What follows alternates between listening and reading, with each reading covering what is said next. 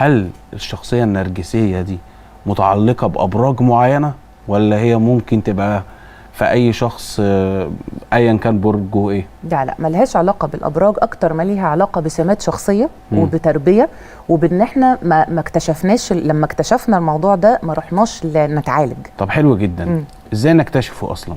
من السلوكيات بتاعته. تبقى شخص عدواني جدا، شخص الاهتمام اللي هو عايزه زيادة عن الطبيعي أو النورمال طبيعي، شخص بيكون عنيف في ردوده، شخص بيشوف طب هنا بقى كل حاجة حق المفروض مين مكتسب. اللي يكتشف ده؟ الأم والأب طبعا. ده من البداية. أي سن أو أي حاجة مرض نفسي بيبدأ معانا بيبان قوي في فترة المراهقة، لأن دي فترة التكوين بقى. ماشي، بس نعرفه إزاي؟ يعني أغلب المراهقين بيبقوا في فترة طيش، ما بتبقيش عارفة تميزي هل ده طبيعي ولا ده زايد عن الطبيعي. ما هو لا، ما هو طبيعي، أنا بحب ابني، لكن لما ابني يبقى شايف إن أي حاجة في الدنيا حق مكتسب ليه وعنيف عليا في ردوده وبيطلب اهتمام مش طبيعي، في حاجة غلط، بيطلب حاجات بعنف، بيطلب حاجات انها حق مكتسب، شايف نفسه اعلى من الكل، شايف نفسه ان انتوا كلكم ولا تسووا حاجة، انا رقم واحد في كل حاجة، فشايف بيتعامل معاكم بتعالي، حتى بتبان في الردود على الاهل، على الام والاب، فكل ده طبيعي هتحس بيه الام والاب لان احنا اللي ربينا. فلما الاقي ابن سلوكياته كده مش عيب ابدا ان انا الجا لمعالج نفسي او اخصائي نفسي او طبيب نفسي، مش عيب. لكن في بعض الامهات تقول لك ايه، لا سيب الزمن يربيه، لا لما يكبر هيعقل. لا يا جماعه، لما بيكبر المشكله بتتضاعف. عارف بقى المضاعفات بتاعته ايه؟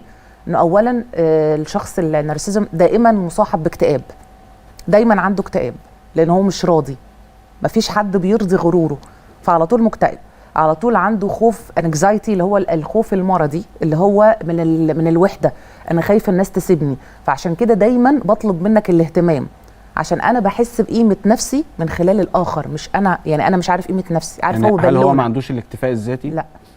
هو بالونه، لو فرقعتها هتلاقي ايه؟ ولا حاجه. ولا حاجه. فهو فعلا كده، هو بالونه منفوخه هواء، وللاسف احنا اللي بننفخه. يعني احنا اللي بنديله ده، فطبعا بتخرج منه بقلق زياده عن اللزوم، الانكزايتي زي ما قلنا، اكتئاب. ناس كتير جدا بتلجأ للاكتئاب لما بيعلى معاها للانتحار، بيوصل لمرحله شديده في الاكتئاب. مرحله تانية ان هو ممكن يلجأ للمخدرات والادمان عشان يخرج بره احساس الوحده وان محدش بيحبني، فبيخلق لنفسه العالم بتاعه، فاغلبيتهم بيكونوا بيتجهوا لطريق الادمان والشرب والمخدرات والكلام ده كله. كل دي مضاعفات للشخص النرجسي اللي ما اتعالجش. طب ازاي نعالجه؟ عندنا علاجين. في علاج سلوكي، ان انا بنعمل له جلسات تعديل سلوك، ان احنا اصلا بنلعب بقى في القيم وفي المبادئ من البدايه خالص اللي هي كانت بايظه من التربيه، نتيجه مثلا ان الام ما قعدتش معاه، لا كده غلط، لا ما ينفعش، لا كذا. في اوقات القسوه او تعديل السلوك مع ولادنا بيكون ضروري جدا ان انا التزم باللي انا قلته. طب سؤال، اتفضل. هل ممكن ان الشخصيه دي في يوم من الايام تعترف بخطأها؟ لا. ليه؟ لان هو نرجسيا، هو المرض كده، انا ما بغلطش. يعني هو ما فيش ابدا، مش ممكن في يوم يجي واحد يقول لا فعلا انا اكتشفت ان انا شخصيه كذا؟ لا، لان للاسف ده هو مشكلته في عدم اعترافه بمرضه. حتى عشان كده احنا كمعالجين بنعاني منه، ممكن نقعد سنين على فكره نعالجه، سواء علاج سلوكي او دوائي بديله مضادات اكتئاب ومضادات قلق، بس في النهايه للاسف بيبقى علاجهم صعب جدا. طبعا هو العلاج صعب لان هو الشخص ما بيبقاش معترف بده، فما فيهاش حاجه، الدنيا سهله وبسيطه. لو حسينا بحاجه الافضل ليك ولينا كلنا ان انت تروح تحل المشكله ايا كانت ايه هي. ودلوقتي المرض النفسي ما بقاش عيب، كلنا مرضى نفسيين، ولكن كل واحد على شاكلته.